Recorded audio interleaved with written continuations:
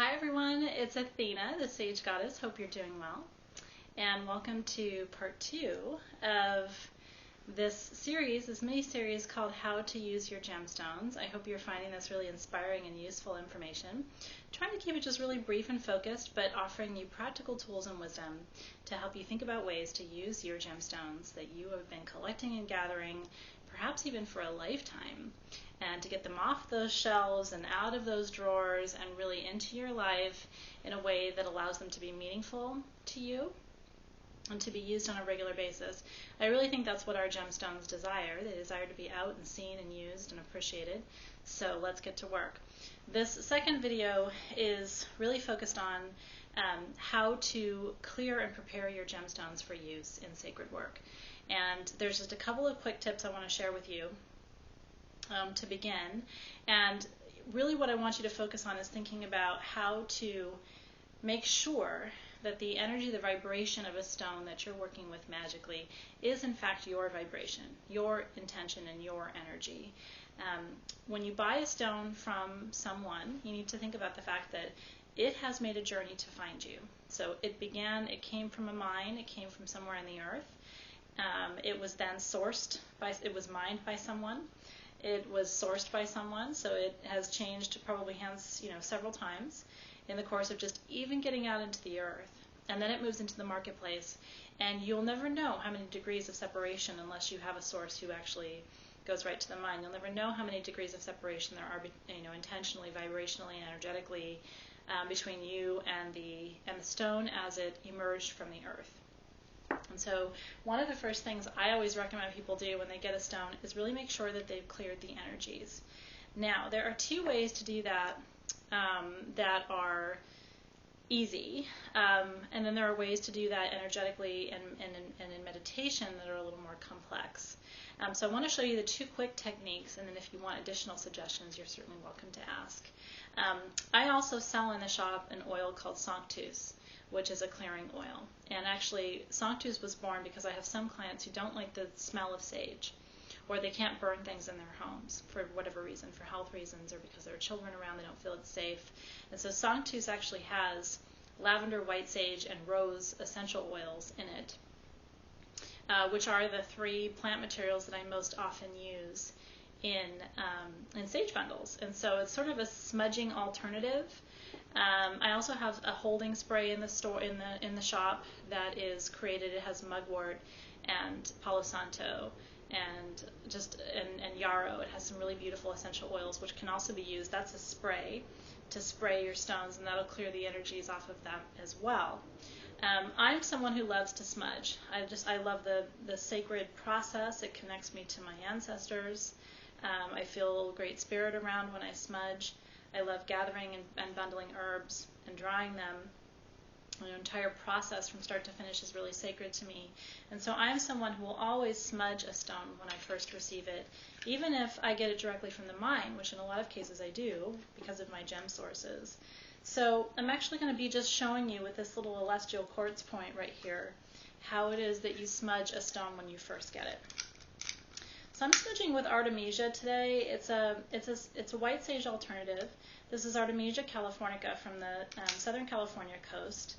This is wild harvested by me, and so I know the source of this sage, which is important. This is a working bundle for me. So I'm just going to spread a little bit of this Artemisia around my altar space and my working tools for a minute. I'm just going to smudge the energies off of my fan as well before I begin. Then I'm going to take the stone I actually want to clear, and I just run it through the smoke twice. Once on the first side, and a second time left to right on the bottom side, top and bottom side. And then what I do is I sit the point or the material, the specimen, right in the smoke. And I do this until I've actually seen the smoke completely envelop the stone. I don't know if you can see that, but it's completely enveloping the stone on all sides. And as I do this, I'm really visualizing any energy that's not for my highest good, just leaving this stone, going out into the universe. You might visualize it going down into the center of the earth, wherever you can visualize that energy being transformed and transmuted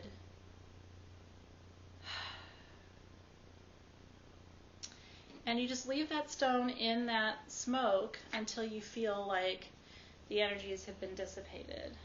You can clear your own energy too.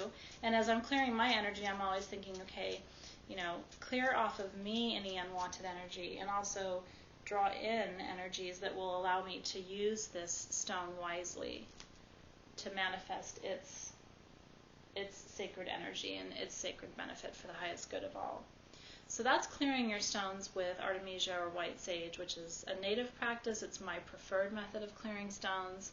But if you can't smudge for whatever reason, my sanctus oil, my holding mist, or other products that you can use to clear and smudge without having to burn.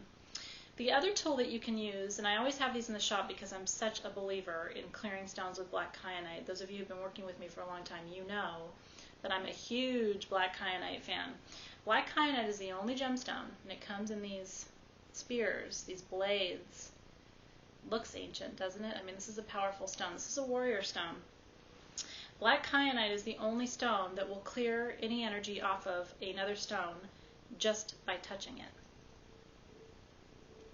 So what I will do is hold those stones in my hand, and as I can even feel the weight of it. These are not heavy stones, but they feel heavy when they're being cleared.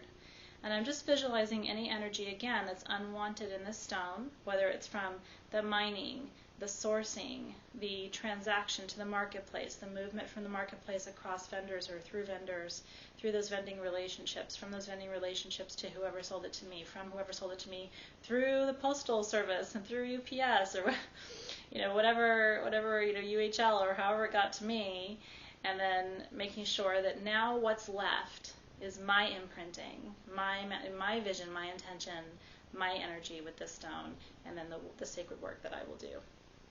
Now, I do this also with any jewelry.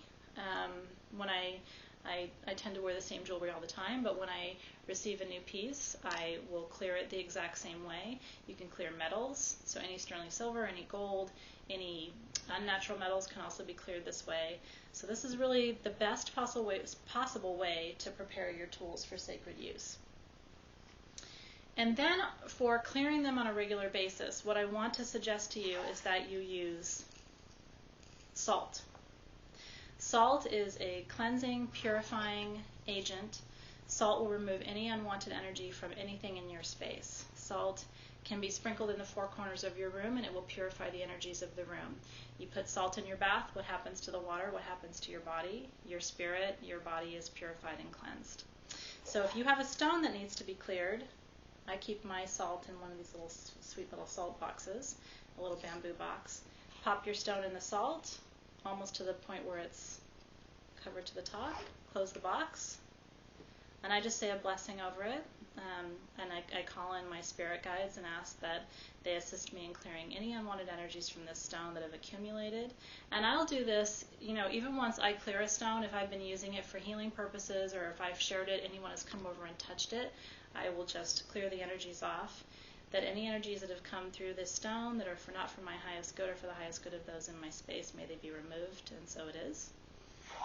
And then pull it back out of the salt. Some people like to leave their stone in the salt for 24 hours, which is totally fine. But I find that even just a little time in the salt is an exercise in purification that's really powerful. So I hope that's been helpful. I was going to also do in this video how to charge by moonlight and sunlight, but I'm actually going to do that in a separate installment. So stay tuned. There will be additional videos in this series, and the next one will be how to charge your gemstones by sun and moonlight. And that's really important. We have two kinds of moonlight, really. We have new moon and full moon, but we also have, in addition to that, we have waxing moon and waning moonlight. And so I want to talk to you about how to think about those different phases of the moon, the different kinds of moonlight that we can work with, and why we would choose one over the other, and then, of course, the benefits of sunlight. We just came through the summer solstice here in the northern hemisphere, and I've been charging up all my stones by the solstice sunlight. So we'll talk all about that in the next installment. In the meantime, enjoy your stones, your cleared, beautiful stones that are ready for ritual work, and I will see you very soon. Take good care.